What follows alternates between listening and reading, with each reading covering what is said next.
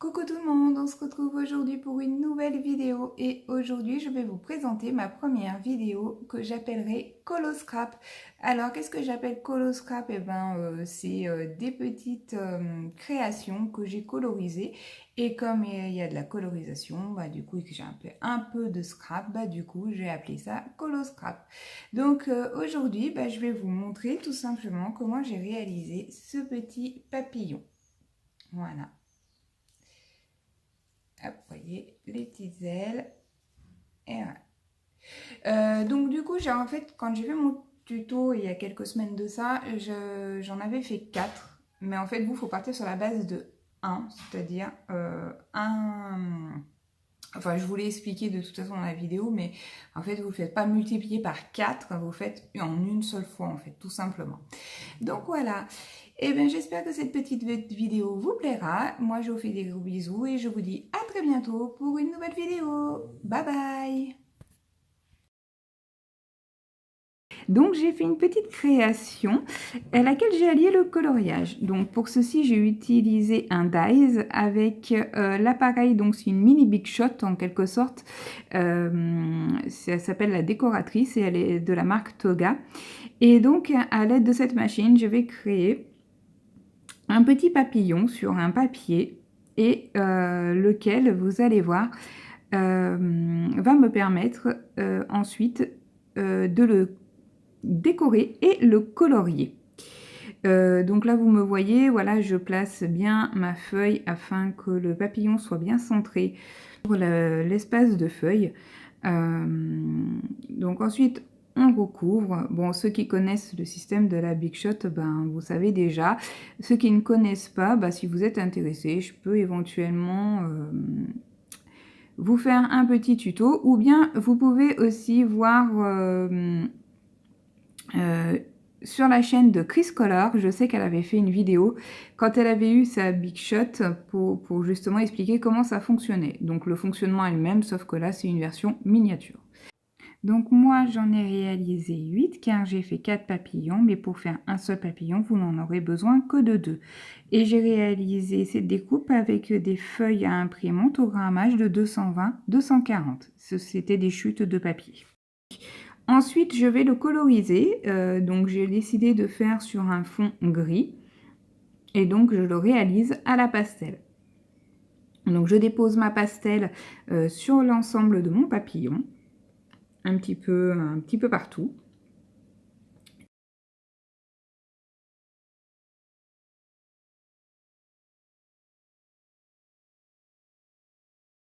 Et ensuite, à l'aide d'un tampon doigt, un mousse doigt, enfin je sais pas comment on appelle ça, je ne me rappelle jamais le nom, je vais tamponner et étaler, vous voyez, ça fait une petite mousse, et je vais tamponner et étaler, voilà, mon pastel sur mon papillon. Donc là, la teinte est très légère, ça se voit vraiment très peu. Donc j'ai décidé de travailler sur 3 nuances de gris. C'est-à-dire que je suis partie du plus clair et ensuite j'ai rajouté donc un petit peu plus légèrement un gris un peu plus foncé. Et donc je renouvelle l'opération ensuite avec mon tampon doigt mousse. Voilà, à l'étaler, à tamponner, afin de donner un effet un peu, que moi j'appelle un peu nuageux cotonneux. Donc vous voyez, je tamponne un petit peu, ça permet de faire un petit effet un peu flou en fait, qui n'est pas net. Donc voilà.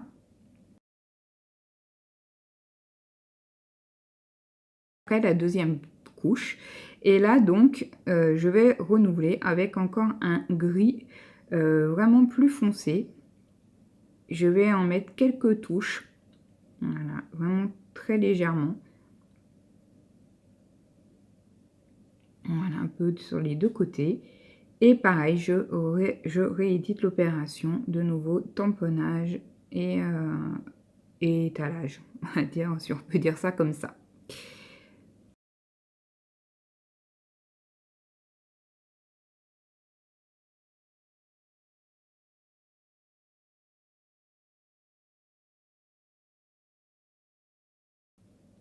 Donc là, ensuite, je m'attaque aux 4 autres papillons. Donc là, en fait, J'ai fait les contours des papillons comme on le voit dans le coin de l'écran, le premier qui avait été fait.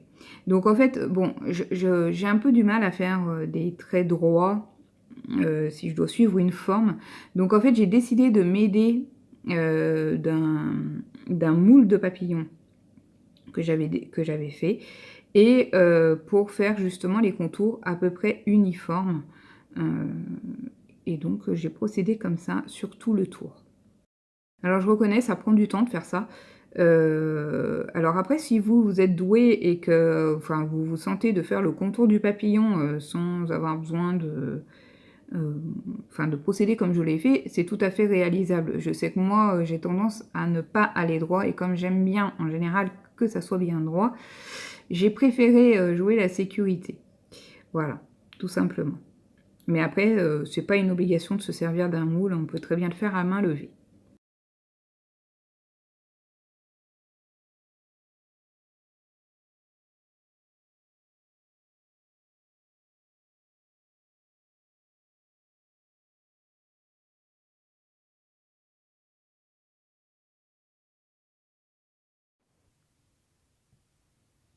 Donc ensuite, afin de faire un travail fini, j'ai fait les contours qui n'avaient pas été faits lorsque j'ai passé au feutre, pour que ça fasse une finition, enfin un peu plus finie, pardon.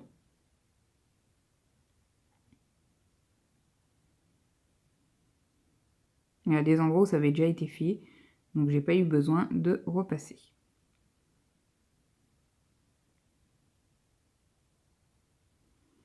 Et donc là, en fait, j'ai fait le corps du papillon, toujours en noir. Donc, pareil, j'ai procédé. Bon, alors là, c'était un peu plus facile, puisque c'était les antennes, donc c'était assez fin. Donc ça allait bien. Et j'ai fait la tête ensuite et le corps.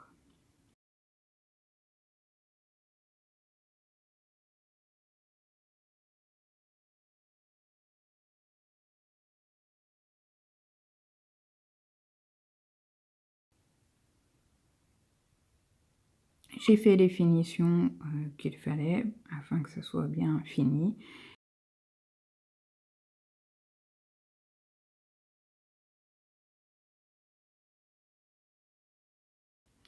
Donc ça nous donne 4 papillons comme ceci. Et donc les 4 autres que j'avais réalisés sur fond de pastel. Donc on revient sur le papillon dont j'avais fait les contours qui va être dessus. Et là donc je vais le coloriser. Et pour ceci, j'ai utilisé des crayons pastel de la marque Comté de Paris. Et voilà, en donnant de l'effet, j'ai fait des petits traits en partant du corps pour aller jusqu'au bord de l'aile. Et en fait, cette technique permet après de garder bien l'effet de mouvement en fait au niveau de l'aile. Donc voilà. Je souffle un petit peu pour enlever le surplus de pastel qui a tendance après à faire de la poussière, pour éviter d'en mettre de partout. Et donc je fais pareil de l'autre côté. Donc moi j'ai choisi le pastel sec pour faire cette partie-là, mais vous pouvez très bien utiliser le matériel que vous souhaitez. Crayon de couleur, feutre, aquarelle, c'est à vous de décider le matériel que vous choisirez. Donc je vais procéder de la même façon sur l'aile inférieure avec donc un autre crayon pastel violet, celui-là. Et toujours de la même manière, voilà, je fais mes traits afin de garder bien le mouvement d'aile. Enfin, je ne sais pas si on peut dire comme ça, mais enfin bien faire un effet de mouvement, voilà.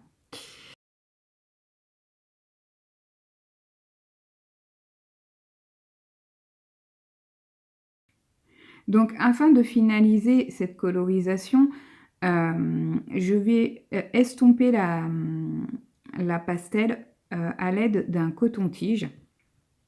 J'ai pris des cotons-tiges qui servent pour le maquillage.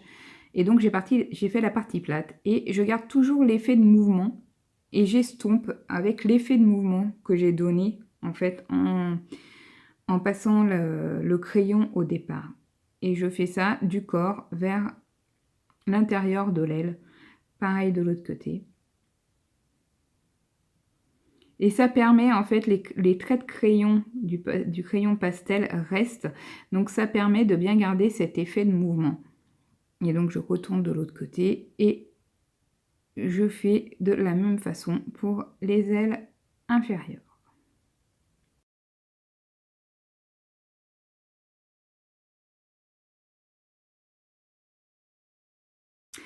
Ensuite, je vais venir donner un effet de finition. Alors là, on est libre de faire ce qu'on veut. Moi, j'ai choisi des petits traits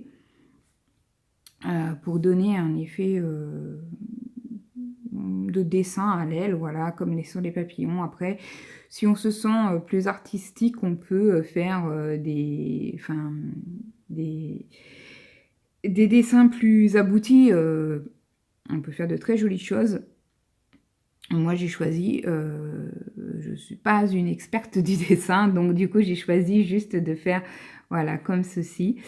À savoir que les crayons, voilà, le crayon noir, là, j'utilise un Faber-Castell pointe fine, mais à savoir que les crayons sur pastel ont un peu du mal, c'est pour ça que je fais des petits points réguliers sur le côté de ma feuille. C'est pour redonner un peu, pour raviver l'encre. Parce qu'en fait, sur le pastel, il a tendance à moins marquer.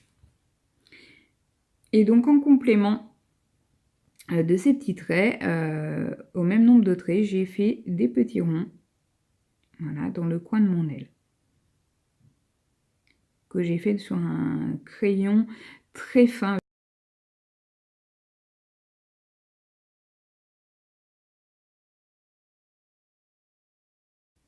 Donc là, ensuite, je vais coloriser ces petits ronds noirs. Donc en les coloriant au feutre noir. Donc j'ai utilisé le feutre de chez Faber-Castell, les broches, enfin la pointe broche. Pour les traits, j'avais utilisé une pointe F ou S, toujours de la même gamme de Faber-Castell. Et une fois que j'ai fait ça sur les 4, pour donner un peu de peps à mes papillons et un peu de brillant, et comme vous me connaissez, j'ai utilisé du stylo gel. Donc j'ai pris un stylo gel pailleté noir. Voilà. Et j'ai repassé, donc j'ai passé mon stylo gel noir sur les parties noires en fait de mon papillon. À l'exception du contour en final, qui aurait pu être possible aussi, j'y ai pas pensé en fait. Et là j'ai fait le corps, la tête, les antennes et les petits ronds.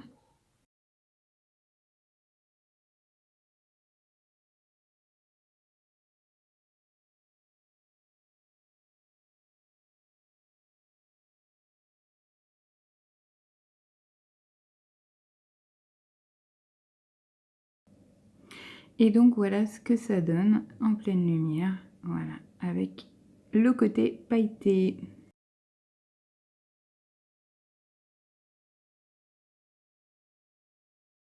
Je fais un petit peu la pliure pour pouvoir après les positionner pour faire le montage. Donc là, vous voyez, j'ai plié de chaque côté du corps du papillon pour lui donner le mouvement d'aile. Donc, on va passer au montage. Donc pour ceci, je prends le papillon à fond gris que j'ai fait au début. Je vais prendre de la colle. Donc j'applique un petit peu de colle uniquement sur la partie corps du papillon. En fait, il va tenir juste par cette petite partie-là, pardon.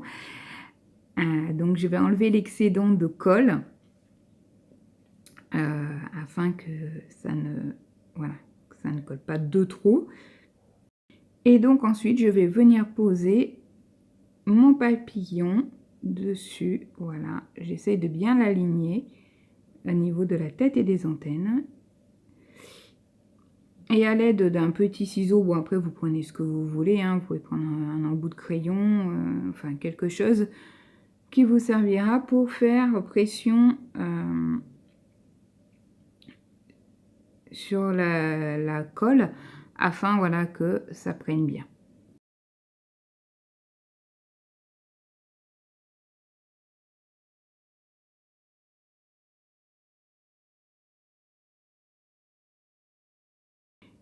Et donc voilà, mon petit papillon est fini. Donc c'est le petit montage avec des ailes dépliées plus le dessous. Et là, ben, ensuite, ils envolent déjà. Vous êtes libre de les disposer là où vous le souhaitez. Donc sur une carte, même un mur, un cadre photo. Enfin, libre à vous. De vous en servir comme vous le souhaitez. Moi, j'avais décidé de m'en servir pour tenir mon attache ruban du flipbook que j'avais créé pour Cricolor. Donc voilà, on a terminé. Moi, je vous dis à très bientôt. Bye bye!